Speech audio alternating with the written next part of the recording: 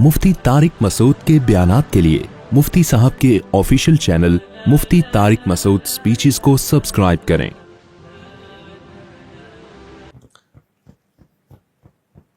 मेरे अपने कारोबार, अबे इतने लंबे लंबे खत ना भेजा करो मेरे भाई, यहां लोग बैठे हुए होते हैं, सवाल में ही आधा टाइम गुजर जाएगा। अब पढ़ लूं, आप लोग नाराज तो नहीं हो गए? बिस्मिल्लाहिर्रहमानिर्रहीम। मेरे अपने कारोबारी दोस्त के साथ कारोबारी दोस्त मेरे साथ बहुत लंबा सवाल है, नहीं पढ़ा जा रहा। मैं अमेरिका में था, ऐसी मेरे पास सवाल आए, मैंने पूरी तजवीद के साथ पढ़ा ना, उन्होंने कहा नहीं वैसे ही पढ़ें जैसे अंडा बोड़े पे पढ़ते हैं आप। लोगों को उसकी आदत हो गई है। ये सवाल दफ्तर में जमा करा दें, रिटर्न में इसका जवाब लिख देंगे। मुफ्ती साहब, मेरी अम्मी का इंतकाल 23 अगस्त 2004 को हुआ, दुआ करवा, दिल से दुआ है जी, अल्लाह ताला आपकी वालदा की मगफिरत फरमाए और आप सबको सब्र जमील की तौफीक अता फरमाए। मेरी अम्मी का इंतकाल जुम्मे के दिन हुआ और अम्मी ने 2 मरतबा कलमा भी पढ़ा था। वफात होने से पहले इसकी क्या फजीलत है? मन काना आखिरु कलामिही ला इलाहा इल्लल्लाहु दखलल जन्नह। नबी सल्लल्लाहु अलैहि वसल्लम ने फरमाया, जिसका आखिरी कलाम ला इलाहा इल्लल्लाह था वो जन्नत में दाखिल होगा। लेकिन बहरहाल उलमा ने इस हदीस की तशरीह में लिखा है कि इससे वो मुराद है जो कबीरा गुनाहों से बचता हो। तो इस तरह की हदीसों का ये मतलब होता है। लेकिन बहरहाल हदीस के ज़ाहिरी अल्फाज यही हैं, अल्लाह की रहमत से उम्मीद लगाई जा सकती है कि शायद अल्लाह ताला, क्योंकि ये भी तौफीक भी मिलना बड़ी बात है। मौत के वक्त जो है ना, अच्छी हालत में मौत होना, ये अल्लाह की बहुत बड़ी नेमत है। इससे पनाह मांगा करो कि फिल्म देखते हुए या कोई उल्टा काम करते हुए मौत आ जाए, इससे पनाह मांगा करो अल्लाह ताला की। उल्टे काम पे आप लोग बहुत हंस रहे हो, तो जो है पनाह मांगा करो अल्लाह ताला की। तो कोई अच्छे काम पे नमाज पढ़ते हुए, रोजा रखते हुए, अम्मा के पांव दबाते हुए मौत आए ना, अब्बा अम्मा के, तो ये अच्छी मौत है। मुफ्ती साहब, ये हो गया मेरे भाई वफात। अच्छा, मैं अपनी वालदा से बहुत अटैच था। मेरी अम्मी कैंसर की मरीज़ा थी, मैं ही इनकी तमाम देखभाल करता था, कोई नहीं था। मुझे इनके आखिरी लम्हात याद आ रहे हैं। तो ये वालदैन का टॉपिक ऐसा है ना कि ये मेरे सामने छेड़ा ही नहीं करो, समझ रहे हो? तो देखो, ये अब मौत तो हो गई, लेकिन आपके लिए भी अच्छी मौत है कि आपने वालदा की खिदमत की आखिरी उम्र में। तो जब वालदा की खिदमत की तो मरना तो था ही ना, तो कितनी अच्छी मौत हो गई कि आपको खिदमत की तौफीक मिल गई। खुदा न ख्वास्ता कोई झगड़ा हो जाता, कोई ऊंच नीच हो जाती, वो नाराज चली जाती, आप सारी जिंदगी एक गम रहता। तो जो काम हो जाए ना, उस पर फिर नहीं गम करना चाहिए। उसमें शरीयत ने कहा है जो हुआ बेहतर हुआ, तो बचाने की पूरी कोशिश करनी चाहिए। लेकिन मौत हो गई तो अब उस पर सब्र करो, बोले यार चलो खिदमत का मौका तो मिल गया ना। इस्लाम में गम मनाना, सोच सोच के गमगीन होना, इसकी कोई फजीलत नहीं है। इस्लाम में यह कि खुश रहना सीखो। हाँ, अल्लाह की तरफ से कोई गम आ रहा है तो एक अलग बात है। तो इस्लाम आपको गमजदा देखना पसंद नहीं करता, इस्लाम आपको खुश रहना। इस्लाम कहता है बस एक गम होना चाहिए, वो क्या है? आखिरत का। इसकी शरीयत में फजीलत है, बाकी अपनी जिंदगी वो गम लेस बनाओ। आज एक बंदा आया, जैसे बाज खवातीन आती है ना, शौहर बहुत टेंशन दे रहा होता है, मैं उनको कहता हूँ शौहर लेस हो जाओ फौरन। टेंशन लेने का नहीं। मैंने कहा शादी सुकून के लिए की थी ना, तो जब सुकून ही नहीं मिल रहा तो मियाँ लेस, उसको तलाक मांगो, उससे कोई भी तरीका इख्तियार करो जान छुड़ाने का। तो क्योंकि भाई अपने सुकून के लिए की है ना, टेंशनों के लिए थोड़ी। हाँ, थोड़ी बहुत टेंशन तो हर घर में होती है। इसी तरह एक बंदा आया, वही चमाट वाला ना, एक चमाट लगाया तो बीवी ने 4 चमाट लगा दिए। तो और पता नहीं क्या क्या हो रहा है। आप लोग कभी मेरे साथ खुशबू लगा के आओ, कभी बैठो। अब जाहिर है लोगों के राज-फाश होते हैं, इसलिए मैं ये बातें करता नहीं, और मेरा मकसद किसी का मजाक उड़ाना नहीं होता। सबके साथ ऐसा हो सकता है, लेकिन मैं सिर्फ बता रहा हूं कि सोसाइटी, मार्केट में हो, व्हाट्स गोइंग ऑन, मार्केट में हो क्या रहा है। तो ऐसे मौके पे फिर मैं इन लोगों को डिवोर्स का मशवरा दे रहा होता हूं कि भाई जब इतनी नौबत है तो फारिग करो मेरे भाई। फिर सब्र का फायदा नहीं है ऐसे मौके पे, क्योंकि शादी सुकून के लिए की जाती है। थोड़ी बहुत टेंशनें हर घर में होती हैं, लेकिन टेंशनों की भी एक लिमिट होती है। कुछ भी नहीं सुन रही, अपने आप को मातहती नहीं समझ रही है, तुम्हें उसने खानसामा बनाया हुआ है, उसको समझाने की एक लिमिट होती है। 6 महीने अम्मा के घर बिठा दो, शायद कुछ दिन के बाद हिदायत मिल जाए, फिर भी नहीं मिल रही तो भाई तमीज से अलग इख्तियार करो। तो वजह उसकी है कि अल्लाह ने हमें गमजदा रहने के लिए पैदा बोलो नहीं किया। गम एक ही होना चाहिए, वो कौन सा है? आखिरत। तो खुश रहना चाहिए इंसान को। अल्लाह को खुश लोग क्या है? पसंद है। नबी हजरत अबू हुरैरा ने फरमाया कि नबी सल्लल्लाहु अलैहि वसल्लम ने जब भी मुझे देखा है, जिंदगी में कभी ऐसा नहीं हो कि आपने मुझे देखा और मुस्कुराए ना हो। हालांकि नबी का गम सबसे بڑا غم تھا نا, امت کی فکر تھی. لیکن اپنے ساتھیوں کے ساتھ ایٹیٹیوڈ کیا تھا آپ کا؟ جب بھی دیکھتے مسکراتے. اور ہم لوگ کیا ہیں, جب بھی دیکھو ایسا لگتا ہے کوئی نیا ٹینشن چل رہی ہے اس کے ساتھ, نئی ٹینشن چل رہی. خوش رہنا سیکھنا چاہیے, سمجھ رہے ہو, مسکراتے چہرے سے ملا کرو, ٹینشن فری. امریکہ میں $10 کی ایک چھولے کی پلیٹ ملتی ہے صبح ناشتے میں نا, پراٹھے کے ساتھ, جو لوکل ہوٹل, جو پاکستانی کے ہوٹل. $10 کا مطلب پتہ ہے کیا؟ 2750. مہنگائی وہاں ہے میرے بھائی, یہاں نہیں ہے. یہاں تو چھولے کی پلیٹ فری میں آ رہی ہوتی ہے, پراٹھا خریدو باز دفعہ ویسی فری میں ڈال کے دے دیتا ہے. آپ ڈالر پہ ترس رہے ہو, تو وہاں خرچہ بھی تو ڈالر میں ہی ہو رہا ہے, سمجھ رہے ہو. تو اس لیے پاکستانی کرنسی میں اگر کما رہے ہو تو کھا بھی کس میں رہے ہو اسی میں. وہاں جاؤ گے تو ڈالر میں کماؤ گے تو کھاؤ گی بھی کس میں.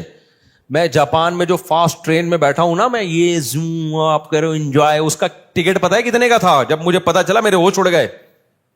میں نے کہا ٹانگا گدھا رکشا صحیح ہے میرے بھائی, یہ بس دکھانے کے ہیں.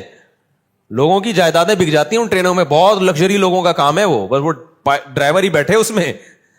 تو بہت مہنگائی ہے, تو آپ بہت مزے میں ہو. اور وہاں ٹیکس اتنا ہے, آپ کی اگر 40 لاکھ تنخواہ ہے نا, 1 کروڑ آپ کی اگر تنخواہ, ایک مثال دے رہا ہوں تاکہ کیلکولیشن آسان ہو, تو 43 لاکھ روپے ٹیکس میں دینے ہیں آپ نے. یہاں اتنا ٹیکس تھوڑی ہے.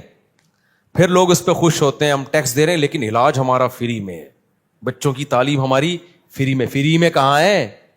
43% تنخواہ کاٹ لی تم سے انہوں نے, اب تمہیں فری میں تھوڑی دے رہے ہیں. آپ کی گورنمنٹ یہاں جتنی مرضی کرپٹ ہے, میں کوئی یہ نہیں کہہ رہا بہت نیک گورنمنٹ, جیسی مرضی ہے, اتنا ٹیکس نہیں ہے میرے بھائی. تنخواہ پوری آ رہی ہے آپ کے پاس, تو اس میں آپ اپنے بچوں کی فیس بھر لیتے ہو, وہ اتنی نہیں ہوتی, 43% نہیں ہوتی وہ, سمجھتے ہو, آپ کے سارے خرچے نکل رہے ہوتے ہیں. نہیں آ رہی میرا خیال ہے بات. اور پھر زکاتیں بھی لوگ دے رہے ہوتے ہیں, تھوڑے سے گھننے بن جاؤ, اگلا پوری جائیداد نکال کے دے دیتا ہے. یہاں تھوڑا سا گھننا بننا آنا چاہیے, بس یہاں پریکٹس کرو تھوڑی سی. تو اس لیے اتنا ٹینشن والا بات نہیں. ہم کیوں وہاں جا کے فوراً واپس آتے ہیں؟ مزہ ہمیں کہاں آتا ہے؟ بہت اچھے کنٹری ہیں, امریکہ بہت اچھا ہے, جاپان بہت اچھا ہے, مزہ ہمیں کراچی میں ہی آتا ہے.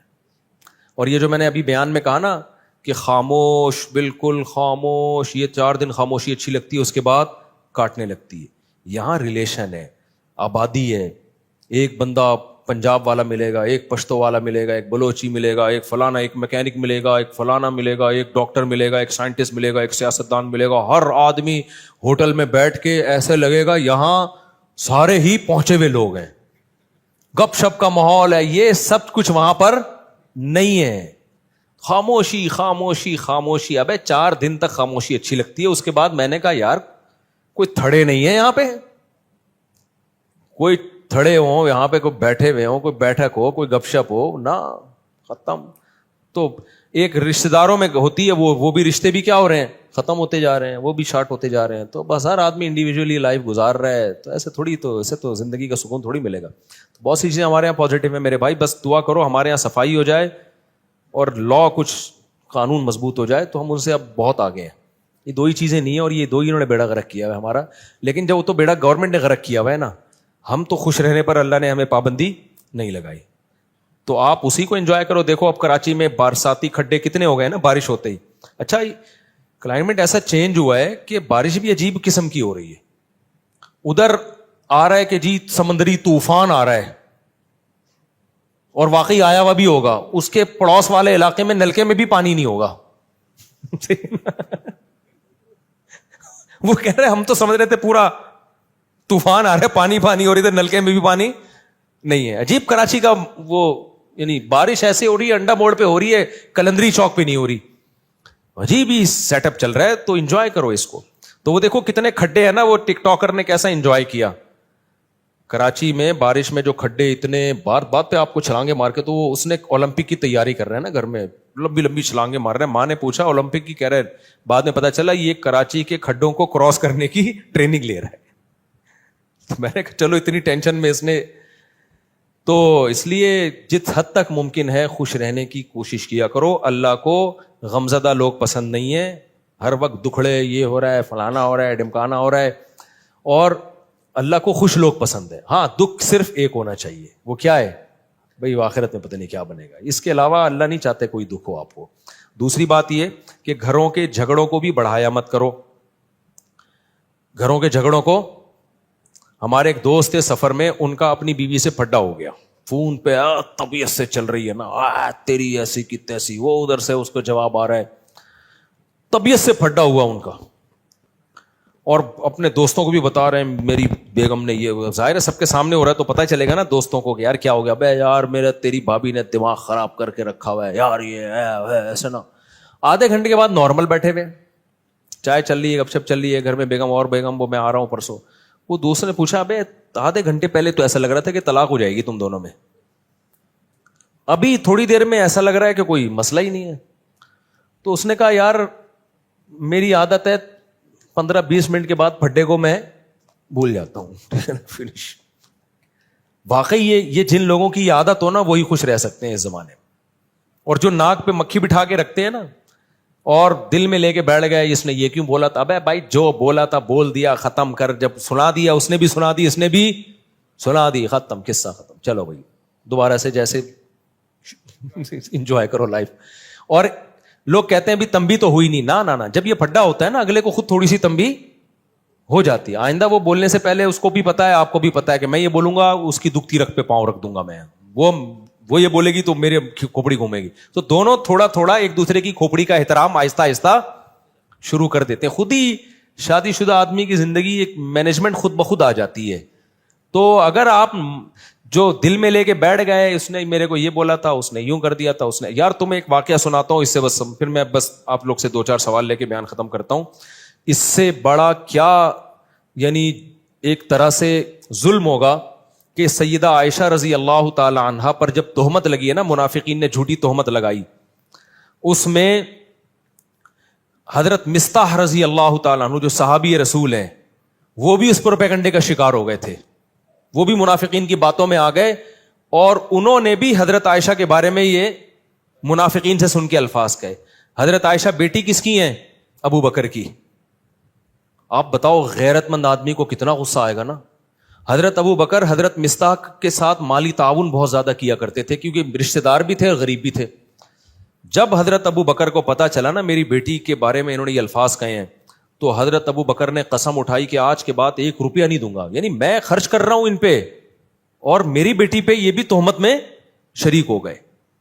بعد میں جب قرآن کی آیتیں نازل ہوئیں, حضرت مصطح نے توبہ کی اور بہت گڑ گڑائے اللہ کے سامنے, توبہ کی, لیکن ابو بکر رضی اللہ تعالیٰ عنہ قسم اٹھا چکے تھے ان پہ میں خرچ نہیں کروں گا, میں نہیں خرچ کروں گا ان کے اوپر. لہذا انہوں نے کہ بھائی ٹھیک ہے آپ نے توبہ کر لی لیکن یہ ہلکا جرم تو نہیں ہے نا. کتنی بڑی شخصیت بھائی, سیدہ عائشہ نبی کی زوجہ بھی ہیں اور ابو بکر کی بیٹی بھی ہیں.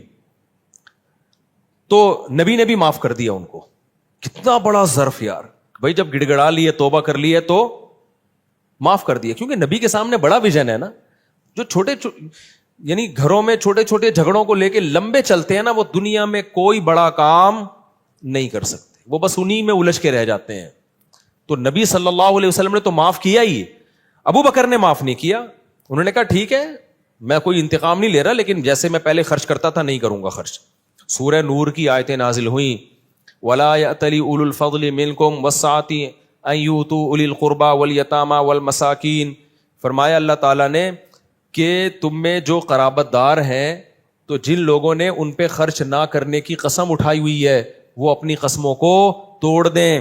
الا تحبون ان یغفر اللہ لکم, کیا تم چاہتے نہیں ہو کہ اللہ تمہاری غلطیوں کو بھی معاف کرے؟ یعنی تم یہ چاہتے ہو نا کہ اللہ تمہاری غلطیوں کو بھی معاف کرے. یہ کس کو تنبیہ ہو رہی تھی؟ ابو بکر کو. اللہ نے نام نہیں لیا.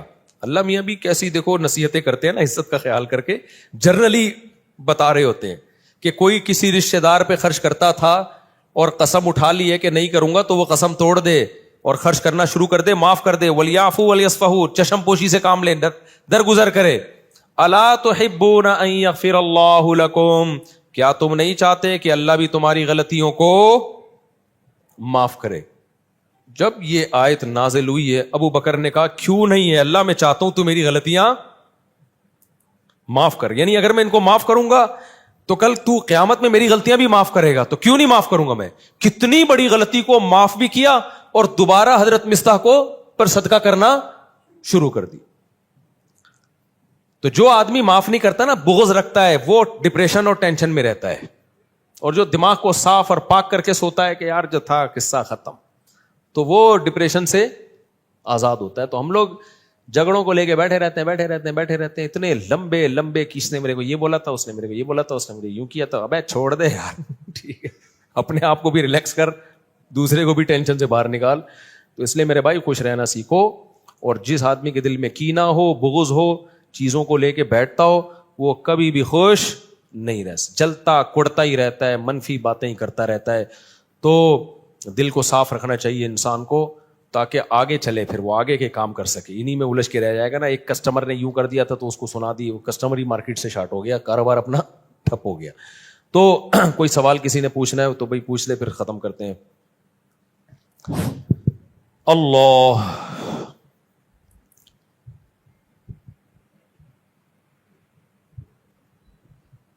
یہ جو میں نے اپنا قصہ سنایا تھا نا اپنے والد صاحب کا, اس پہ لوگوں نے بڑے کلپ چلائے, امریکہ تک میں پھیل گیا. نہیں, میں نے کہا تھا میرے والد صاحب سے تھوڑی میں نے اونچی آواز میں بات کی, آج کے بیان سے متعلق ہے یہ.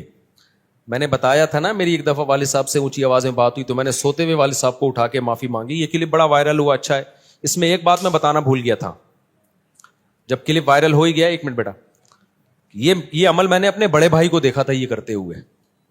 میرے بڑے بھائی کے ساتھ اس طرح والد صاحب نے ایک دفعہ ہاتھ بات اٹھایا تھا ان کے اوپر, تو شاید ان کی زبان اڑ گئی تھی. تو میں نے اپنے بڑے بھائی کو دیکھا کہ انہوں نے جا کے والد صاحب سے معافی مانگی. تو یہ میں بتا رہا تھا نا کہ جو چیز دیکھتا ہے انسان وہ سیکھتا ہے. تو مجھے اپنے بڑے بھائی کا یہ عمل میرے دماغ میں انسٹال ہو گیا تھا کہ یار اگر بڑوں سے کبھی ایسا ہو بھی جائے تو معافی مانگی جاتی ہے. تو اس لیے میں کہتا ہوں کہ اپنے ماں باپ کی خدمت اپنے بچوں کے سامنے کر لو, تاکہ تمہارے بچوں کو پتا چلے کہ انہوں نے بھی تمہیں بڑھاپے میں سنبھالنا ہے. سمجھتے ہو گے نہیں سمجھتے؟ اپنی ماں کی خدمت اپنے بچوں کے سامنے کر لو, تاکہ بچوں کو پتا چلے کہ جو تمہاری بیٹیاں ان کو پتا چلے کہ بھائی ہم نے بھی اپنی ماں کو بڑھاپے میں سنبھالنا ہے. چلو بھائی ڈبل. السلام علیکم. وعلیکم السلام. مفتی صاحب, ہم آپ سے بہت محبت کرتے ہیں. سبحان اللہ. مفتی صاحب, میرا سوال یہ ہے کہ انجینئر مرزا آپ کے خلاف فیس بک پہ, یوٹیوب پہ باتیں کرتا رہتا ہے, ہم سے بالکل برداشت نہیں ہوتا ہے. ہم آپ سے بہت محبت کرتے ہیں, اور اس کو کوئی بات سمجھاؤ, اس کو کوئی ایسے پیغام دو تاکہ وہ ایسے آپ کے خلاف بات نہیں کرے, ہمارے سے بالکل برداشت نہیں ہوتا. دیکھو یہ جو انجینئر کی بات ہے نا, یہ میرے خلاف, میں تو ایک شخصیت ہوں, ہمارے خلاف تو بہت سے لوگ بولتے ہیں, اور تو بولیں کوئی وہ بھی نہیں ہے, ہم کوئی دودھ سے دھلے ہوئے نہیں ہیں. لیکن بات علماء کی ہے, ہماری نہیں ہے. بات یہ کہ علماء کے خلاف ذہن سازی ہو رہی ہے. لوگ علماء سے کٹ گئے نا تو بند گلی میں آ کے کھڑے ہو جائیں گے, کہیں کے بھی نہیں رہیں گے. تو جی صاحب, میرا سوال یہ تھا کہ بائک والے سے ہیلپ جو مانگتے ہیں ہم, تو یہ بھی سوال میں آتا ہے؟ بالکل آتا ہے سوال میں. بائک والے سے کیوں ہیلپ مانگ رہے ہو؟ رکشے چل رہے ہیں, ٹیکسیاں چل رہی ہیں, چنچیاں, بائکیاں بھی ہے. یا تو اتنے غریب ہو کہ بٹوا چھن گیا, روڈ پہ کھڑے ہوئے ہو, نہ چنچی کے پیسے ہیں, نہ رکشے کے پیسے ہیں, نہ بس کا کرایہ ہے, مجبور ہو گئے, اتنا لمبا پیدل چل کے بھی نہیں جا سکتے, پھر بائک والے کو بول دو یار مجھے تھوڑا وہاں تک چھوڑ دے. جب تک جیب میں پیسے ہیں اور رکشے کے, چنچی کے, کسی سے لفٹ نہیں لیا کرو. غیر اخلاقی حرکت ہے یہ. السلام علیکم. اور ایک اہم بات چل پڑی ہے, جب سفر پہ جا رہے ہو نا, اپنا سامان دوسرے کو نہ پہنایا کرو کہ میں 2 بیگ لے آیا ہوں, ایک آپ پکڑ لیں. وجہ اس کی یہ کہ بہت سے لوگ سفر میں زیادہ سامان اٹھانے کے قائل نہیں ہوتے. وہ سفر میں اپنے اوپر ٹینشن برداشت کر لیتے ہیں, لیکن ہلکا بیگ لے کے جاتے ہیں. دوسرا کیا کرتا ہے کہ میرے پاس دگنا بیگ ہے تو چلو بھائی, وہ ہلکا لایا اس لیے کہ تاکہ اس کو بیگ نہ اٹھانا پڑے. آپ اس کو پہنا رہے ہو اپنا بیگ, اب وہ تو لے گا مروت میں, وہ منع نہیں کرے گا, لیکن آپ کا بلکہ اخلاقیات کا تقاضا یہ ہوتا ہے کہ وہ کہے کہ یہ بیگ مجھے دے دیں. آپ نے یہ کرنا ہے کہ جی میرا سامان میں خود ہی اٹھاؤں گا, نہیں دینا اس کو اپنا بیگ. تو جتنا بیگ اٹھانے کی آپ میں طاقت ہو نا, سفر میں اتنے ہی بیگ لے کے چلا کرو. بعض لوگ کیا کرتے ہیں, 4 بیگ اٹھا لیے تو کوئی بات نہیں, سفر میں ساتھی جن کے پاس کم بیگ ہوں گے وہ خود ہی اخلاق اور مروت میں ہمارا بیگ بھی اٹھا لیں گے. بہت بے شرمی کی بات ہے, بدتمیزی کی بات ہے. اسی طرح اپنے بوڑھے ماں باپ کو حج پہ بھیج دیتے ہیں کہ حاجی لوگ خود ہی سنبھال لیں گے. وہ حاجی تو مجبوری میں سنبھالتا ہے, لیکن یار بری حرکت ہے یہ. اپنے ماں باپ کو خود ہی سنبھالو. آپ اگر نہیں لے جا سکتے تو مت حج کراؤ ان کو. آپ میں نے دیکھا ہی ہے, بوڑھی اماں کو بھیج دیا, اب سارے حاجی بےچارے ان کی ماں کو سنبھال رہے ہیں. یار اس بیچاری کا کیا ہوگا, نہیں سنبھالیں تو ضمیر ملامت کرتا ہے. تو بھائی اپنی ٹینشن کیوں دوسرے کو پہناتے ہو آپ؟ یہ بے شرمی کی باتیں. सामान लोग पकड़ा देते हैं ऐसे कि ना आप लेके चले, अब उसमें चर्च तो नहीं रखी हुई, आदमी को वसवसे आना शुरू होते हैं, मैं चौड़े में आ जाऊंगा, मना करो तो बदअखलाकी समझी जाती है कि यार वो अगला बोलेगा यार देखो मुफ्ती साहब हैं और बैग नहीं उठा रहे, हमारा रिलेशन है। भाई आप कितने ऐसे केसेस हुए हैं, एक वसवसा तो आ जाता है ना दिल में, तो ऐसा क्यों किसी को टेंशन में डाल रहे हो। मैं कभी भी अल्हम्दुलिल्लाह इतना सामान लेके चलता ही नहीं हूं, मुझे पता होता है मेरे बंदा मेरे साथ जा रहा है खाली भी होगा ना, मैं नहीं कभी इतना सामान लेके जाता कि मुझे उसको सामान पकड़ाना पड़े। हाँ वो खिदमत में जबरदस्ती ले ले तो एक अलग बात है, लेकिन हम इतने लंबे लंबे मेरे सफर होते हैं, मेरा बैग उठा के देखोगे ना आपको लगेगा सिर्फ बैग ही का वजन है लेकिन अंदर खाली होता है। समझ रहे हो कि नहीं समझ रहे? बिल्कुल ऐसे हवा ही बस शो मारने के लिए बैग है, वरना बहुत दफा तो मैं ऐसे ही जा रहा होता हूँ। मैं जब अमेरिका गया था ना तो एक थैले में 2 कपड़े डाले और तो शुक्र है घर वालों ने मुझे रोक लिया कि नहीं ये बैग है और ऐसे है। मेरे वालिद साहब हज करके आए थे एक थैले में, मेरे वालिद साहब हज करके कैसे आए थे, और हज भी उस जमाने में 40 दिन से कम का नहीं होता था।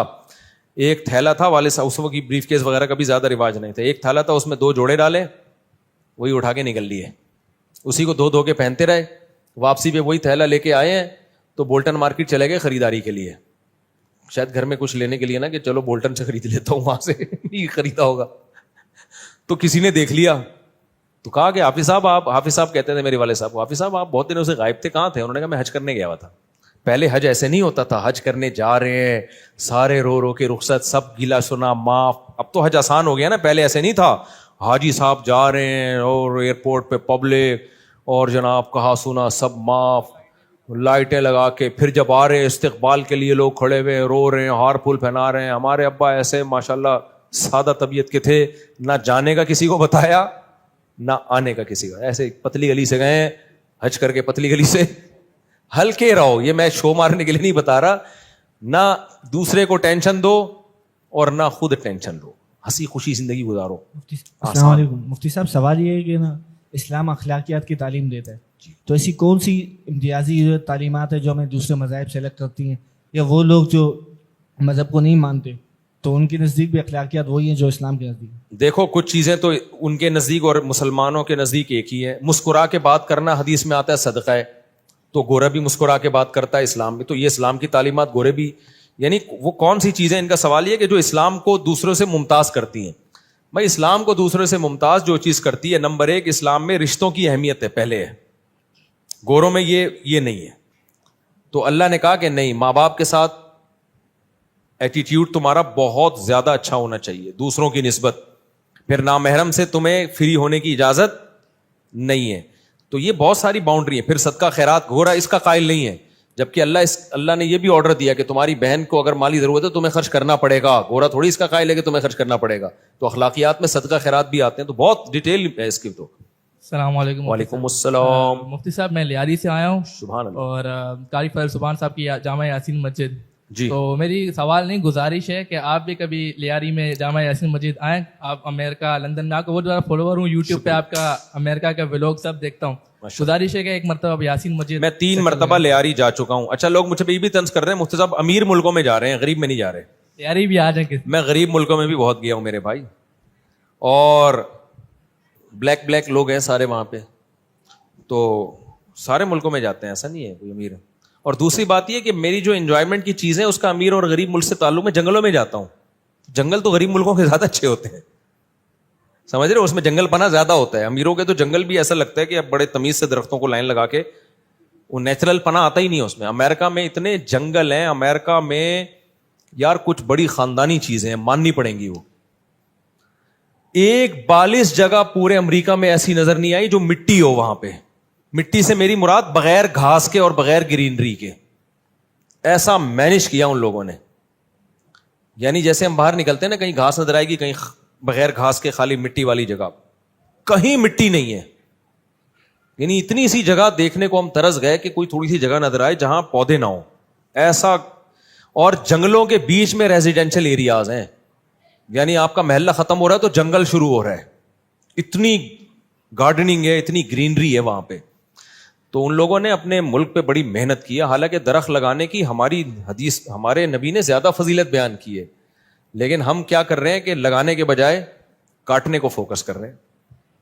अस्सलाम वालेकुम। वालेकुम अस्सलाम। مفتی صاحب میرا سوال یہ تھا کہ اپنی زندگی میں جو نماز قضا کی ہے جی اس بارے میں کیا وعید ہے اور آئندہ جو ان نمازوں کو کس طرح ادا کرے؟ دیکھو زندگی میں ہی نمازیں قضا ہوتی ہیں, موت کے بعد تھوڑی قضا ہوتی ہیں. جو بھی زندگی میں نمازیں قضا ہو گئی ہیں, ایک نماز کا قضا کرنا اکبر الکبائر ہے, کبیرہ نہیں ہے, اکبر الکبائر. کبائر میں بھی سب سے بڑا گناہ ہے, اتنا بڑا جرم ہے نماز کا قضا کرنا. تو نماز ذمے سے ساقط نہیں ہوتی. ہاں کوئی کافر مسلمان ہوا ہے تو اس پہ تو نماز پہلے لازم ہی نہیں تھی نا, لہذا وہ اس دن سے شروع کرے گا. مسلمان جو تھا اس پہ تو جب سے بالغ ہوا ہے نمازیں اس کے ذمہ لازم ہے, تو وہ لوٹانا اس پر لازم ہے. لوگ کہتے ہیں قضاء عمری کی دلیل کیا ہے, ان سے پوچھا جائے نہ ہونے کی کیا دلیل ہے. حدیث میں آتا ہے دین اللہ احق ان یقضا, اللہ کا قرض اس بات کے زیادہ لائق ہے کہ اس کو ادا کیا جائے. تو اس میں توبہ بھی کرے اور قضا بھی پڑھ لے. السلام علیکم. وعلیکم مفتی صاحب السلام. میرا ای کامرس کا بزنس ہے, تو پاکستان سے پروڈکٹ باہر بھیجتے ہیں, US UK کینیڈا نا. تو اب پاکستان میں پیمنٹ اویلیبل نہیں ہے, پیمنٹ پلیٹ فارم لائک پے پال, اسٹرائپ اویلیبل نہیں ہے. تو باہر ہمارا فرینڈ وغیرہ ہے جس کے ڈیٹیل کے اوپر اکاؤنٹ بنایا ہوا ہے, جس کی ڈیٹیل پہ اکاؤنٹ بنایا ہوا ہے. تو اس سے بنانے سے پہلے پرسنٹیج ڈسکس کی کہ 15% ہم آپ کو پے کریں گے جو بھی ارننگ ہوگی اس کے اندر. تو اب جو بھی ارننگ آتی ہے تو اس کو 15% پے کرتے ہیں. تو یہ سود میں کے زمرے میں تو نہیں ہے؟ یعنی اس کا اکاؤنٹ آپ استعمال کر رہے ہیں؟ جی بالکل. اس کے اکاؤنٹ میں پیسے آتے ہیں جی, اور وہ اپنا اکاؤنٹ استعمال کرنے پر آپ سے جتنی بھی ٹرانزیکشن ہوگی اس کا 15% لیتا ہے پر ٹرانزیکشن. یہ آپ نے اس کو قرض دیا ہے اور آپ اس کو قرض دینے کا ہی, سود تو نہیں ہے یہ, سود نہیں ہے. کیونکہ سود تو کہتے ہیں قرض دے کے نفع حاصل کرنا. ٹھیک. تو آپ نے تو اس کو اس کے اکاؤنٹ میں گویا اگر اس کو ہم قرض بھی سمجھتے ہیں نا, قرض دے کے الٹا اسی کو 15% دے رہے ہو آپ, تو یہ سود میں نہیں آتا. باقی یہ کہ یہ شرعن جائز ہے یا نہیں ہے, تو دیکھیں اکاؤنٹ استعمال کرنے کا متعین پیمنٹ ہونی چاہیے. یہ جو پرسنٹیج کے حساب سے کر دیا نا, پرسنٹیج کے حساب سے جب پروفٹ ہوتا ہے جب ایک کی محنت ہو اور ایک کی انویسٹمنٹ ہو, تو یہ تو مزاربت بھی نہیں ہے اور مشارکت بھی نہیں ہے. یعنی دونوں کی پیمنٹ بھی نہیں ہے کہ اس میں ہم شرکت, کوئی کاروبار ہو رہا ہو پیمنٹ ملا کے, نہ مزاربت ہے. تو محض اکاؤنٹ استعمال کرنے کا ایک متعین کرایہ آپ اس کو دے سکتے ہیں. تو اس کو اس طرح سے کہہ کریں کہ بھائی میں آپ کا اکاؤنٹ استعمال کروں گا, اس کا اسپیسیفک میں اتنا رینٹ دیا کروں گا آپ کو.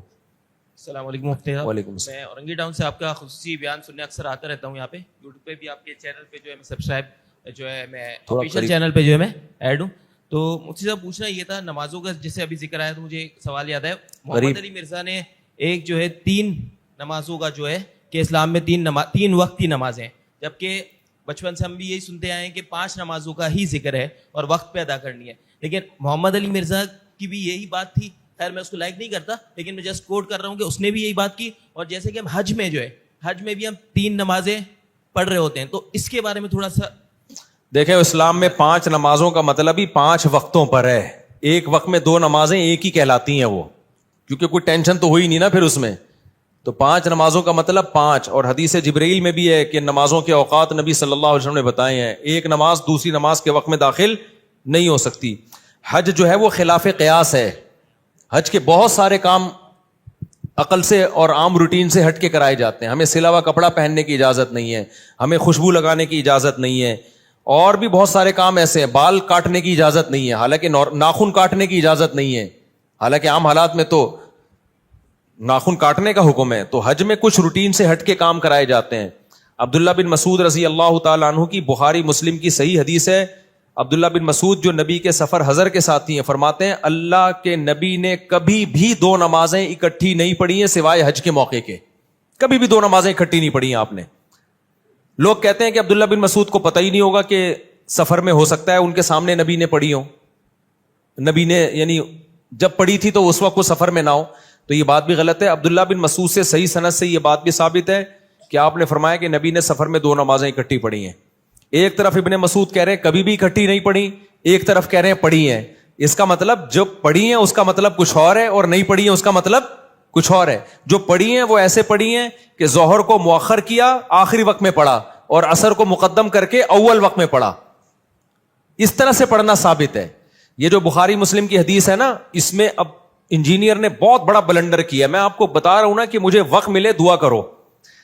اس کو میں ایسا ایکسپوز کر سکتا ہوں الحمدللہ کہ, لیکن اس کے اسٹوڈنٹ ڈھیڑ بہت ہیں. مسئلہ ان کے ساتھ ہی ہے.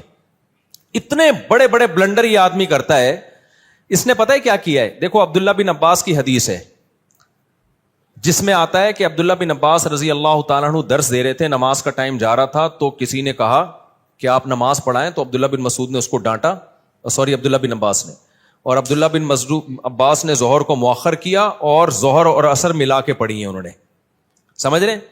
اب عبداللہ بن عباس کے شاگرد ہیں جابر ابن زید. اچھا, احناف بھی اس کے قائل ہیں.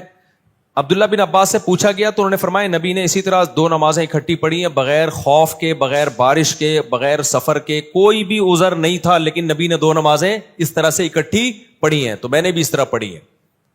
اب عبداللہ بن عباس کے شاگرد ہیں جابر ابن زید, ان سے کسی نے پوچھا کہ شاید اس طرح سے پڑھی ہوں کہ ظہر کو مؤخر کیا ہو اور عصر کو مقدم, یعنی دونوں نمازیں پڑھی اپنے ٹائم پر ہیں, لیکن چونکہ درس چل رہا تھا, ضرورت تھی, کبھی کبھار ایسا بھی کرنے میں کوئی حرج نہیں ہے, تو اس لیے عبداللہ بن عباس نے ظہر کو آخری وقت میں اور عصر کو اول وقت میں. تو جابر ابن زید کہتے ہیں کہ میرا بھی یہی خیال ہے. اب اس سے احناف کے موقف کی تائید ہو رہی ہے کہ کبھی اگر کوئی عذر ہو تو اول وقت میں پڑھنے کے بجائے آپ ظہر کو آخر وقت میں لے جاؤ اور عصر کو اول وقت میں لے جاؤ. تو یہ احناف کا بھی یہی موقف ہے, اس طرح سے آپ جمع کر سکتے ہیں. انجینئر نے اتنی بڑی خیانت کی ہے, اس نے کہا کہ وہاں کوئی حنفی بیٹھا ہوا تھا اور اس نے یہ تعویل کر دی کہ ظہر کو مؤخر کیا, عصر کو مقدم کیا. اور بھائی وہ جابر بن زید وہ عبداللہ بن مسعود کا شاگرد ہے, راوی ہے, وہ بتا رہا ہے. تو میں انجینئر کے اندھے مقلدوں سے پوچھتا ہوں, عبداللہ بن عباس کی ایک حدیث کا مطلب وہ ہے جو ان کے شاگرد بتا رہے ہیں, اور ایک مطلب وہ ہے جو جہلم میں 15ویں صدی کا بندہ بیٹھ کے بتا رہا ہے. تو تمہاری عقل پہ تالے پڑ گئے ہیں, تم ایسے اندھے ہو گئے ہو کہ ان کا شاگرد جو عبداللہ بن عباس کو دیکھ رہا ہے یا دیکھ نہیں رہا ہے, ان سے ابھی مجھے پورے الفاظ یاد نہیں ہے کہ وہ ڈائریکٹ ان سے روایت کر رہا ہے یا ان کا شاگرد ہے, لیکن وہ اس پہ حنفی شافی کی کوئی چھاپ نہیں لگی ہوئی. وہ بیان کر رہا ہے کہ ایسا ہی ہوا ہوگا کہ ظہر کو مؤخر کیا اور عصر کو مقدم کیا ہے. اس کو یہ کہہ کے اس نے ٹال دیا کہ کوئی حنفی بیٹھا ہوا تھا, اس نے یہ تعویل کر لی, اور یہ سارے اندھے بیٹھے ہوئے ہیں اور کہہ رہے ہیں ہاں کوئی حنفی بیٹھا ہوا تھا, اس نے. عبداللہ بن عباس کا شاگرد جو مطلب بتا رہا ہے وہ مطلب اندھی تقلید ہے, اور انجینئر جو مطلب اپنی طرف سے تھوپ رہا ہے کہ ظہر کو قضا کر کے انہوں نے عصر میں پڑھی ہے. اگر اس حدیث کا یہ مطلب بیان کیا جائے نا, بغیر عذر بغیر وجہ کے ظہر کو عصر کے وقت پہ پڑھا ہے, تو پھر یہ عصر کی نماز کی جو حفاظت کا قرآن نے حکم دیا, حافظوا علی الصلوات والصلاۃ الوسطی, خصوصاً درمیانی نماز کی حفاظت کرو, اس کا مطلب کیا ہے پھر؟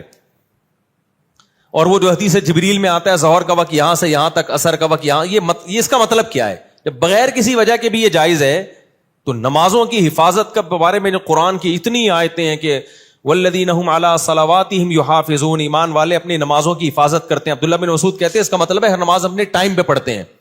تو عبداللہ بن عباس اتنی بڑی غلطی کریں گے؟ اور یہی تعویل بڑے بڑے علماء نے کی ہے. اہل حدیث علامہ شوکانی اہل حدیث عالم ہیں, انہوں نے یہی مطلب بیان کیا کہ ظہر کو مقدم کیا تھا اور عصر کو, ظہر کو مؤخر کیا اور عصر کو مقدم کیا, نمازیں اپنے ٹائم پہ ہی پڑھی ہیں. لیکن اس کو احناف سے, علماء دیوبند سے, بر صغیر کے مولویوں سے اتنی چڑ ہے, بس کچھ بھی اٹھا کے انڈ مارتا رہے گا. اب حدیث کے راوی بیان کر رہے ہیں کہ بھائی وہ اس طرح کیا ہوگا, تو پی گیا, جابر بن زید کو پی گیا اور بولا کہ کسی حنفی نے یہ تعویل کی ہے بڑی, یعنی حنفی بھی نہیں, اب کہنا تو اس کو یہ دل چاہ رہا تھا کہ انڈا موڑ کے کسی مولوی نے یہ تعویل کی ہے. تو لیکن سامنے بیٹھے ہوئے کہہ رہے یار بات جب بھی کرتا ہے ریفرنس سے کرتا ہے, بات جب بھی کرتا ہے, ابے ریفرنس اتنا بڑے دھاندلیاں ترجمے میں مار رہا ہے, تو بتاتا کیوں نہیں ہے کہ جابر بن زید یہ بتا رہے ہیں کہ ظہر کو مؤخر کیا اور عصر کو مقدم کیا. عبداللہ بن عباس کے شاگرد یہ بتا رہے ہیں کہ قضا نہیں کی ہے انہوں نے نماز. تو یہ کبھی خوشبو لگا کے انشاءاللہ سوچ رہا ہوں یا تو دوبارہ جہلم چلا جاؤں میں. السلام علیکم. میں انجینئر سے ایک گزارش کرتا ہوں بس, کیونکہ یہ بار بار ٹاپک آتا ہے, مجھے ایک دفعہ اپنے سامنے بیٹھنے دے. میں مناظرہ نہیں کروں گا, میں جیسے آپ نے ہر ایک کو سوال کرنے کی اجازت دی ہے, میں بھی آپ سے ایک طالب علم بن کے آؤں گا, اسٹوڈنٹ کی حیثیت سے, بہت ادب سے, بہت تمیز سے, کوئی جھگڑا نہیں, کوئی پھڈا نہیں, ایسے بیٹھوں گا آپ کی خدمت میں, آپ کے چرنوں میں, آپ کے پاؤں میں, آپ سے سوال پوچھوں گا. آپ نے یہ جو حدیث پڑھی تھی اس دن, اس کا جو ترجمہ کیا تھا, یہ کون سی کتاب میں لکھا ہوا ہے یہ والا ترجمہ؟ سمجھ رہے ہیں؟ آپ نے جو یہ کہا تھا کہ کسی نے بھی اس حدیث کو صحیح قرار نہیں دیا, تو یہ آپ کو خواب آیا تھا, یہ کسی بزرگ نے کوئی الہام ہوا تھا؟ فلاں فلاں نے اس کو صحیح قرار دیا ہے, آپ نے کیسے پھینک دی؟ آپ نے جو اس دن یہ کلپ میں فرمایا تھا کہ یہ علماء دیوبند کا گڑھا ہوا عقیدہ ہے, تو یہ تو ہزاروں سال سے یہ عقیدہ چلا آ رہا ہے, تو گڑھا ہوا تو وہ چیز ہوتی ہے جو ایجاد کی ہو. تو یہ آپ نے کیسے بہت لمبی, یعنی بہت تمیز سے نا, پھینکنا کا لفظ استعمال کروں گا کہ اتنے سوالات ہیں نا, بے ہوش نہ ہو جائے نا, میرا نام بدل دینا, بھاگ جائے گا. وہ پتہ ہے کیا کہتا ہے, کلپ بازی کرو. تو کلپ بازی میں پھر یہ ہوتا ہے کہ وہ ایک لمبی بحث چلتی ہے نہ ختم ہونے والی. اس کے بہت سارے, ابھی دیکھو نا کلپ بازی ہوئی ہے نا عدالتی خلا پہ, میں نے اتنا مدلل ریکارڈ کروایا, مان لیا اس نے, ایسا پی گیا, ایسا گھما دیا. اس کے اسٹوڈنٹ بھی کہنے ہاں اس نے تو یہ دعویٰ ہی نہیں کیا. تو اس میں خیانت آسان ہوتی ہے, جب فیس ٹو فیس بیٹھ کے بات ہوتی ہے نا تو پھر بھاگنا بہت مشکل ہوتا ہے. اب یہ عبداللہ بن عباس والی حدیث جو ہے, جابر بن زید کہتے ہیں کہ عبداللہ بن عباس وہ کہتے ہیں میرا خیال یہی ہے کہ ظہر کو مقدم کیا تھا, عصر کو, ظہر کو مؤخر کیا تھا, عصر کو مقدم. فوراً انجینئر نے کیا کہہ دیا, کوئی حنفی نے یہ بول دیا ہے. تو میں جب سامنے بیٹھا ہوتا میں کہتا ہے kindly excuse me sir please. ہم اسکول میں تھے نا, ایکسکیوز می ایسے اپنی مس کو جب ہم نے کو پوچھنا ہوتا تھا نا, میس ایسے ہم وہ دیکھا 50-50 میس. میں کہتا سر پلیز. پھر میں کہتا سر یہ حنفی کا الزام غلط ہے اس کے اوپر, یہ عبداللہ بن عباس کا شاگرد ہے یہ. اور نسائی میں تو خود عبداللہ بن عباس سے منقول ہے یہ, لیکن چلو اس میں اضطراب ہے, اس میں بعض لوگ کہتے ہیں عبداللہ بن عباس کی طرف اس قول کی نسبت درست نہیں ہے. تو ایسے ایسے بلنڈر ہیں, لیکن آپ نے یعنی بالنگ بھی خود ہی, بیٹنگ بھی خود ہی, اور امپائر بھی خود ہی. ایسے میچ میں جیتنا, وہ شعر یاد کر لو بس, ہم کو دیکھ کے شرماؤ تو شرمانے کی داد بھی دیں. شاعر اپنی محبوبہ سے کہہ رہے تم ہر وقت شرماتی رہتی ہو نا, یہ کوئی شرمانا کوئی یہ اٹریکشن کا ذریعہ نہیں ہے. ہم کو دیکھ کے شرماؤ تو شرمانے کی داد بھی دیں, آئینے میں دیکھ کے خود کو شرمانے سے کیا ہوگا. یعنی تم آئینے میں کھڑے ہو کر اپنے آپ کو دیکھ کے ہی شرماتی رہتی ہو, وہاں تعریف کرنے والا کوئی بھی نہیں ہے. تو اپنے ہی منہ میاں مٹھو بننا بہت آسان ہوتا ہے. کبھی خوشبو لگا کے آپ انڈا موڑ آؤ, ہمارے سامنے بیٹھ جاؤ یا ہمیں اپنے سامنے بیٹھنے دو, پھر ہم دیکھیں گے ان تلوں میں تیل کتنا ہے, کتنا علمی کتابی ہے ایک شخص. لیکن ایسا ہوتا نہیں ہے, کیا کریں.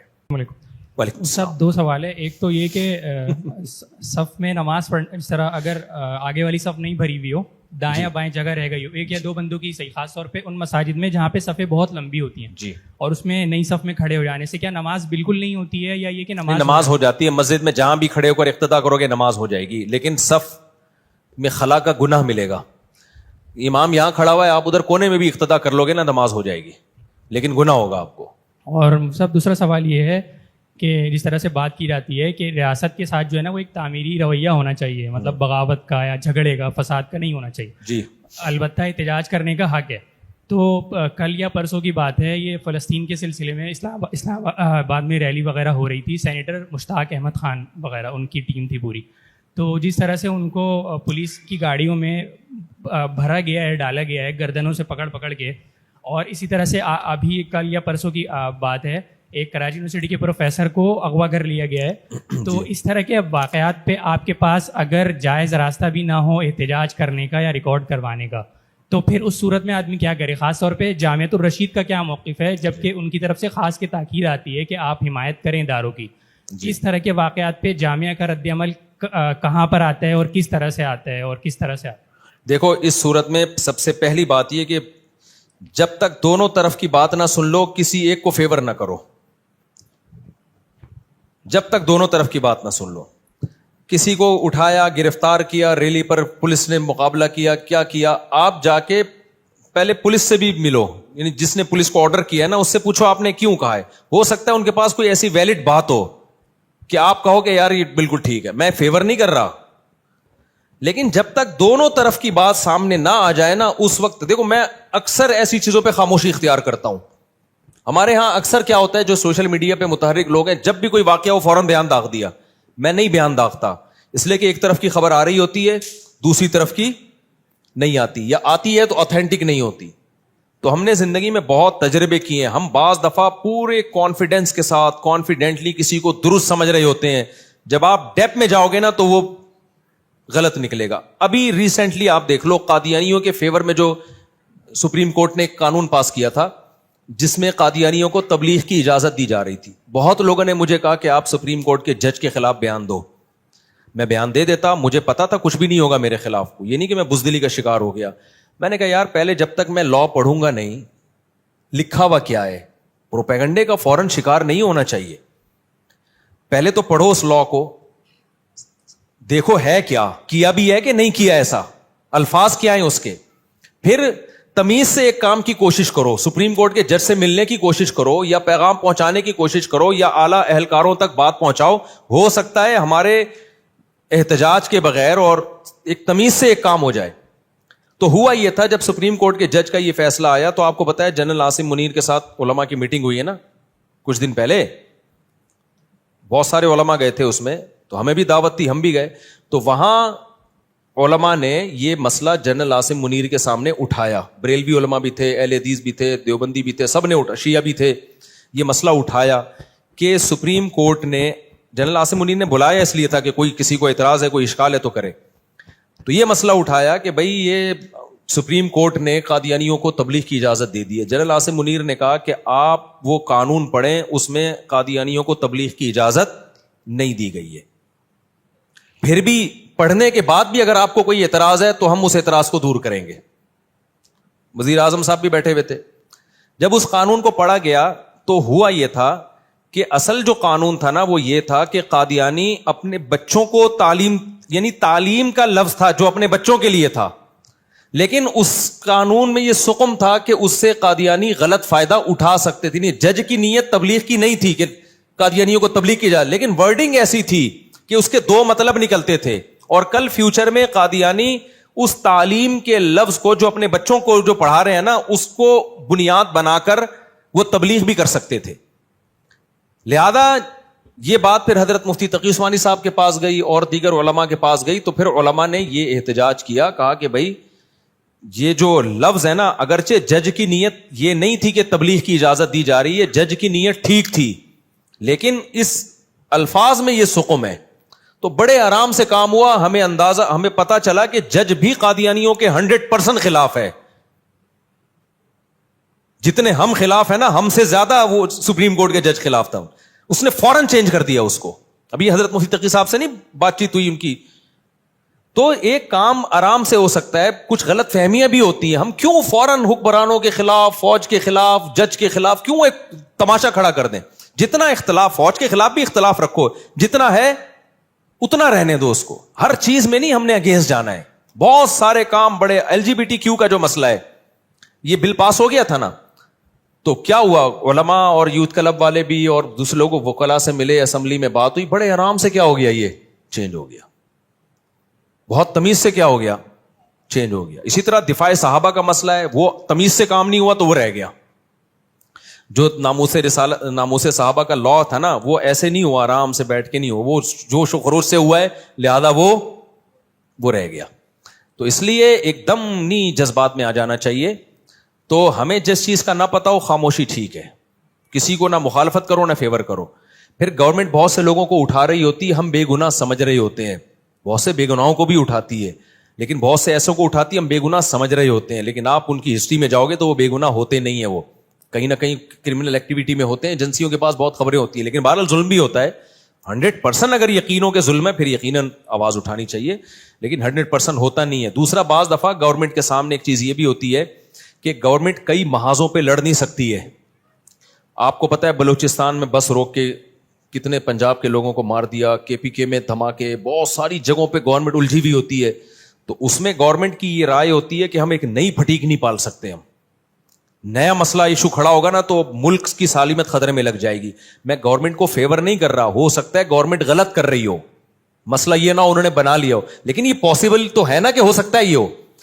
تو اس لیے بہت ڈیپتھ میں جا کے جب تک چاروں طرف سے دلائل کے اچھے تجزیے نہ ہو, اس تک خاموشی کیا ہے, بہتر ہے. من سمتا نجا, حدیث میں آتا ہے جو خاموش رہ گیا نجات پا جائے گا. جو بولے گا تو پھر اللہ اس سے پوچھے گا کہ کیا دلیل تھی تمہارے پاس.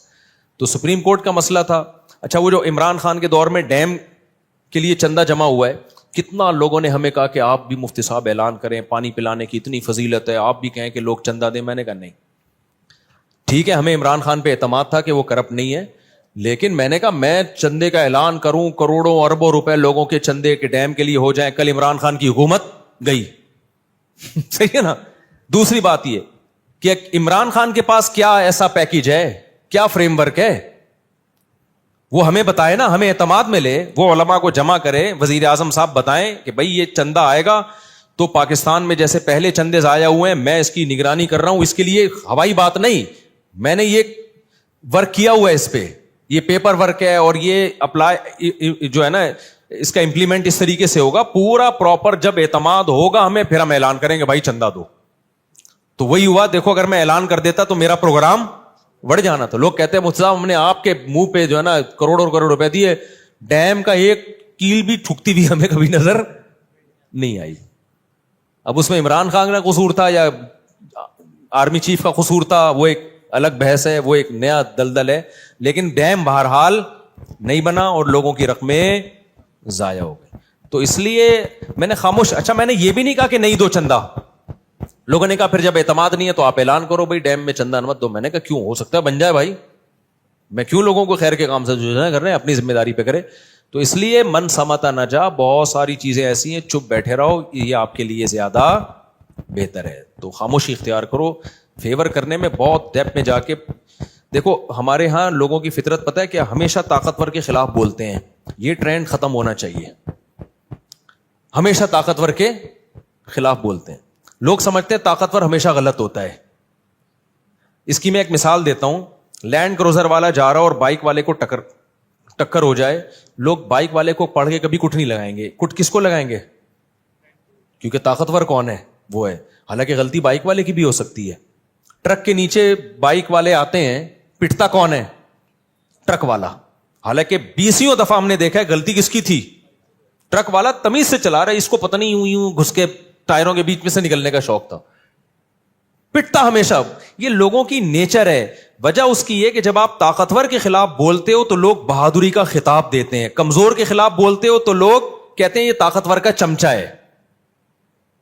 نہیں آ رہی میرا خیال ہے بات.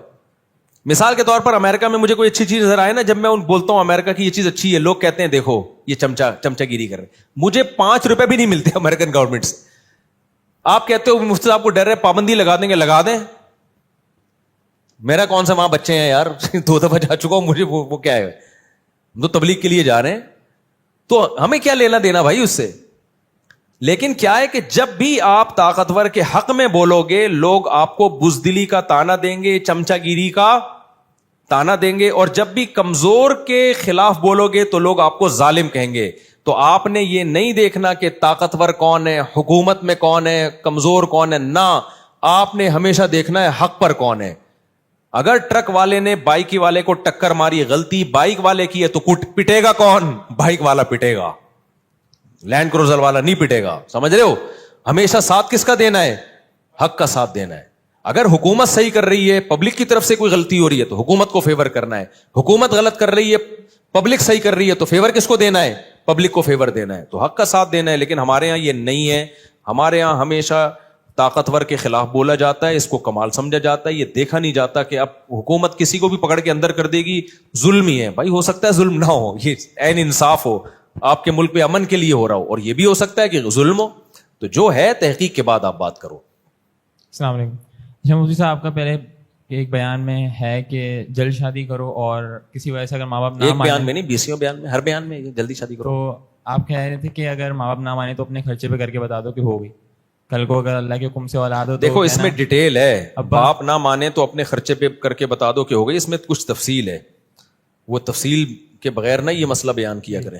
تو آپ نے کہا تھا کل کو اگر اولاد ہو تو ابا کو کہنا ابا دیکھو میں بھی ابا ہو گیا. ہاں, تو ان سب کے پیچھے جو ماں باپ کی ایک نافرمانی کا عنصر ہے, تو آپ کو کیا لگتا ہے کہ یہ صحیح ہے یا ہاں, ماں باپ کی نافرمانی کا عنصر اس صورت میں ہے کہ جب ابا کرا رہے ہوں, ابا کہہ رہے ہوں کہ بیٹا میں کرا رہا ہوں آپ کی, آپ کما بھی رہے ہو, ٹھیک ہے, آپ اسٹیبل ہو گئے ہو, تو مجھے بتاؤ کہاں کرنی ہے. ابا اپنی ذمہ داری پوری کر رہے ہوں. جب آپ کمانا بھی شروع کر دیا, اب ابا کے پاس روکنے کا حق نہیں ہے. تو ابا اگر یہ بھی نہیں کر رہے, پھر آپ کو شریعت نے رائٹ دیا, پھر یہ نافرمانی نہیں ہے, کیونکہ کچھ بنیادی حقوق اللہ نے سب کو دیے ہیں, اس میں اولاد کو بھی دیے ہیں. ابا آپ کو آپ کی بنیادی ضرورت پوری کرنے سے نہیں روک سکتے. اب ابا کہیں تم نے کھانا ہی نہیں کھانا ہے, میں نہیں کھانا ہے. کیوں نہیں کھانا ابا؟ نہیں کھانا ہے. تھوڑی طاعت واجب ہے ابا, وہ روٹی جیسے آپ کا پیٹ ہے, اللہ نے مجھے بھی پیٹ دیا ہے. تو شادی جو ہے نا یہ آپ کی باڈی کی ریکوائرمنٹ ہے. لوگ اس کو نہیں سمجھتے, لوگ سمجھتے ہیں یہ صرف ہماری اخلاقی نہیں بھائی, یہ باڈی کی ریکوائرمنٹ ہے, بھوک ہے, یہ تڑپتے, جیسے روٹی کے بغیر جسم تڑپتا ہے نا, ایسے بیگم کے بغیر بھی جسم تڑپتا ہے انسان کا, تبھی پھر وہ الٹی حرکتیں کرنا شروع کر دیتے ہیں. تو اب ابا کو شریعت نے یہ تو کہا ہے کہ ان کی کرا دو کہیں, اگر خاص طور پہ اپنے خود خرچہ بھی اٹھا رہا ہے تو پھر بھی نہیں کر رہا, تو پھر یہ تو ابا ہی ضدی نکلے نا, متعنت ہو گئے نا ابا. پھر شریعت آپ کو کہتی ہے کر کے بتا دو, ابا آپ کے ابا نے آپ کو نہیں, آپ میرے ابا بننے سے روکا تو آپ مجھے کسی اور کا باپ بننے سے کیسے روک سکتے ہو, رشتے میں تو ہم تمہارے باپ لگتے ہیں. چلیں, پرانا ڈائلاگ ہے, کچھ پرانی فلموں کے ڈائلاگ میرے منہ پہ آ جاتے ہیں, اللہ معاف فرمائے, سنے بہت مشہور ہوتے ہیں ہمارے زمانے میں. یہ ڈائلاگ بہت, ایک وہ تھا کتنے آدمی تھے وہ, یہ میں الحمدللہ فلمیں نہیں دیکھتا, لیکن یہ پرانی فلموں کے نا کچھ ڈائلاگ ہیں جو بہت زیادہ اسکول کے دور میں زبانوں پہ چڑھے تھے. تو اس میں یہ بھی تھا کتنے آدمی تھے وہ, تو اس میں کسی نے لطیفہ بنایا کہ گبر سنگھ بوڑھا ہو گیا. پہلے تو تھا نا جوان جب تھا, کتنے آدمی, انہوں نے کہا 10 تھے یا 3 تھے, تو اس نے کہا وہ 3 اور تم مار کھا گئے بغیر. تو اب جب بوڑھا ہو گیا نا تو بڑھاپے میں آدمی چینج ہو جاتا ہے. اب گبر سنگھ پوچھ رہے کتنے آدمی ہیں وہ, اب دوبارہ لڑائی کے لیے گیا نا, انہوں نے کہا 3, کہہ رہے پھر رہنے دے چھوڑ پر رہے. تو بڑھاپے میں جو ہے گبر سنگھ کی بھی پنے خانی, پہلے کہہ رہے کتنے آدمی تھے وہ, انہوں نے کہا 3 یا 10 بولا ہوگا, فار ایگزامپل 10 بولا, اس نے بولا وہ 10 اور تم مار کھا گئے, شرم نہیں آتی بغیر. تو اب بوڑھا ہو گیا تو دوبارہ لڑائی ہو رہی ہے, تو کتنے آدمی ہیں وہ, انہوں نے کہا 10, کہہ رہے رہنے دے یار ایسے ہی ٹھیک ہے. تو بڑھاپے میں اچھوں کی پنے خانی نکل جاتی ہے. کیا پوچھ رہے ہو بھائی؟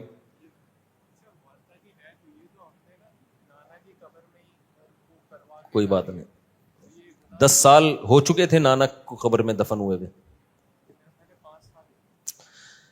بھائی ایک ہی میت کی قبر میں دوسری میت کو دفن کرنا مجبوری میں جائز ہے, بلا مجبوری کے یہ عمل جائز نہیں ہے, کیونکہ پہلی میت کی بے اکرامی ہے نا قبر کھولنا. ہاں 10 سال ہو چکے ہوں تو چونکہ وہ بالکل مٹی ہو چکی ہوتی ہے میت, اور اس میں پھر دفن. سعودی عرب میں تو ہر 10 سال کے بعد جنت البقیع پہ بلڈوزر چلتا ہے نیا, وہ تو پتہ نہیں ایک ہی قبر میں کتنے لوگ دفن ہو چکے ہیں. البتہ سعودی عرب میں ایسا بہت ہے, بہت سے علماء کی قبریں کھودی گئی ہیں نا, تو وہ صحیح سلام پھر وہاں نہیں دفتے کو دفناتے. ہاں مجبوری میں جائز ہے. 30 سال ہو گئے تو اس میں تو نئی میت کو دفنا سکتے, ہاں بنا سکتے ہیں. اس میں اگر کوئی ہڈی وغیرہ نکلے تو اس کو سائڈ پہ رکھ دیا جائے. ہاں ٹھیک ہے, جائز ہے, کھول سکتے ہیں قبر کو.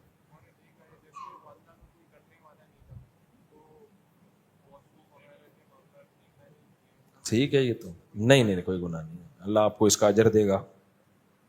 آخری سوال بس. مفتی صاحب سوال میرا یہ ہے کہ جس طرح اللہ تعالیٰ حضرت آدم علیہ السلام کی تخلیق کر رہے تھے انسان کی, تو فرشتوں نے ایک اعتراض کیا تھا کہ زمین پہ جا کے لوگ فساد کریں گے, تو فرشتوں کو اس ٹائم کیسے پتا تھا کہ جا کے زمین پہ فساد کریں گے؟ بھائی کا سوال بس آخری سوال, اس کے بعد چھٹی. کہ آدم علیہ السلام کی پیدائش کا جب اللہ نے بتایا نا کہ میں آدم کو پیدا کر رہا ہوں, تو فرشتوں نے اعتراض کیا تھا یہ تو زمین میں خون بہائے گا. تو سوال پیدا ہوتا ہے فرشتوں کو پہلے سے رپورٹ کیسے ہو گئی؟ ابھی آدم دیکھا ہے نہیں, انہوں نے کہہ دیا کہ یہ خون بہائے گا. اصل میں آدم جیسی مخلوق دیکھ چکے تھے وہ. جانور جو ہے نا یہ بھی آدم جیسے ہی مخلوق ہے نا, میڈیکلی انسان میں اور جانور میں کوئی فرق نہیں ہے, دونوں حیوان ہے, ایک ذہین جانور ہے ایک بے وقوف جانور ہے. تو وہ دیکھ چکے تھے کہ زمین پہ جو جانور ہیں وہ خواہشات پوری کرنے کے لیے لڑتے ہیں. شیر کو جب بھوک لگتی ہے نا تو ہرن کی ایسی کی تیسی کر دیتا ہے وہ. تو ان کو یہ اندازہ ہوا کہ اب جو مخلوق پیدا ہو رہی ہے وہ بھی مٹی سے بن رہی ہے, یہ جانور بھی مٹی سے, تو اس میں خواہشات ہوں گی, لیکن یہ ہے ذہین. تو شیر تو ذہین ہے نہیں, اس کو بھوک لگتی ہے, ایک ہرن پکڑ کے کھا کے پیٹ بھر جائے گا, بھول جائے گا. اس میں اتنی اس میں اللہ نے عقل نہیں رکھی ہے کہ وہ شیر کو یعنی ہرن کو مارنے کے لیے بندوق ایجاد کر لے, پھر اس کے گوشت کو ڈیپ فریزر ایجاد کر لے کہ تاکہ یار بار بار شکار سے بہتر ہے ایک ہی دفعہ میں کاٹ کے چانپے بنا کے رکھ دو, اگلے ٹائم پہ یہی. اس میں کھوپڑی ہے نہیں. لیکن فرشتوں کو پتا تھا یہ جو مخلوق پیدا ہو رہی ہے جس کے بارے میں اللہ ہمیں بتا رہا ہے تو یہ یقیناً ذہین ہے, تبھی تو اللہ اتنی اہمیت سے بتا رہا ہے. تو اس کے ساتھ خواہشات بھی ہوں گی, دماغ بھی ہوگا. تو پھر یہ شیر کی طرح شکار نہیں کرے گا, یہ ایٹم بم بنائے گا, یہ میزائل بنا کے مارے گا ایک دوسرے کو, یہ توپیں پھینکے گا ایک دوسرے کے اوپر, یہ طبیعت سے خون خرابہ کرے گا. تو اللہ تو ایسی مخلوق کیوں پیدا کر رہا ہے؟ ہم ہے نا, ہم میں خواہشات نہیں ہے, لہذا جھگڑا ہی نہیں ہے ہمارا. تو تیری تسبیح ہم کرتے ہیں امن و امان سے, امن شانتی محبت پیس اینڈ لو کے ساتھ ہم رہتے ہیں. تو پہلے ہم جانوروں کا حال دیکھ رہے ہیں, انہوں نے ایک فساد مچایا ہوا ہے, جنات بھی تھے وہ بھی فساد مچا کے رکھا ہوا تھا انہوں نے. تو انسان تو یہ انسان ہے, اس کے پاس تو دماغ ہے بھائی, یہ تو 100 بندے مار دے گا اپنی خواہش کے لیے, اور پھر یہ مارنے میں زہر ایجاد کرے گا, لڈو کے اندر زہر رکھ کے. شیر ایسے تھوڑی کرتا ہے کہ ہرن کو گھاس دکھا رہا ہے اور اس پہ زہر لگایا ہوا ہے. 20 ہرن آ گئے کھانے کے لیے, 20 کے 20 مر گئے, جنگلوں کی نسل ہی ختم ہو گئی, تو بیڑا ہی غرق ہو جاتا ہے نا جنگل کا. لیکن شیر کو اللہ نے اتنی عقل نہیں دی ہے, تو وہ کیا کرتا ہے, بھوک لگتی ہے سوچتا رہتا ہے کیا کھاؤں, جا کے ایک ہرن کو گرائے گا اور کھائے گا, جتنا کھانا ہوگا کھا لے گا, باقی چھوڑ دے گا, اب دیکھا جائے گا. دماغ ہی نہیں ہے نا بیچارے کے پاس. تو ہرنوں کی نسلیں بھی برقرار رہتی ہیں, جنگل کی زندگی بھی برقرار رہتی ہے, ایک بیلنس رہتا ہے. کوئی ایسا نہیں ہوا. انسان کا پتا تھا بھائی اس کو بھوک لگے گی تو یہ فریج بنا کے اسٹور کرنا شروع کر دے گا, جانوروں کی نسلیں ختم کرتا. بھی تو قانون بنے کہ جنگلوں میں جانوروں کو مت مارو. امریکہ میں ہم نے ہرن ایسے کھلے عام گھومتے ہوئے دیکھے, کوئی ہرن کو چپیٹ نہیں مار سکتا وہاں پہ. کیوں بھائی, اگر تم کھا جاؤ گے تو سارے ختم ہو جائیں گے. تو فرشتوں کو یہ تھا کہ بھائی یہ بم بنا کے مارے گا, میزائل بنا کے مارے گا, خون خرابہ کرے گا, کیونکہ اس کے پاس عقل بہت زیادہ ہے. اس لیے فرشتوں نے اعتراض کیا. اب یہ ہوتا ہے کہ اللہ کے کام پہ اعتراض کیوں کر رہے ہیں بھائی؟ اعتراض نہیں کر رہے, اللہ خود پوچھ رہا ہے نا. اس کی مثال ایسے جیسے میں آپ سے کوئی مشورہ لوں یا بات کروں, آپ بتائیں, میں کہوں تم کون ہوتے مجھے سمجھانے والے, تو آپ کہیں گے پھر کر لیتے نا, ہم سے ہمیں بتانے کی ضرورت کیا. تو اس سے ایک سبق یہ بھی ملتا ہے کہ جب کوئی مشورہ لے, کوئی بات کہے, تو پھر آپ اس کے پازیٹیو نیگیٹو پہلو اس کے سامنے رکھو. ادب اور احترام میں مارے نہیں جاؤ کہ حضرت جی کیا کہیں گے. چلو بھائی کافی ہو گیا میرا خیال ہے. السلام علیکم.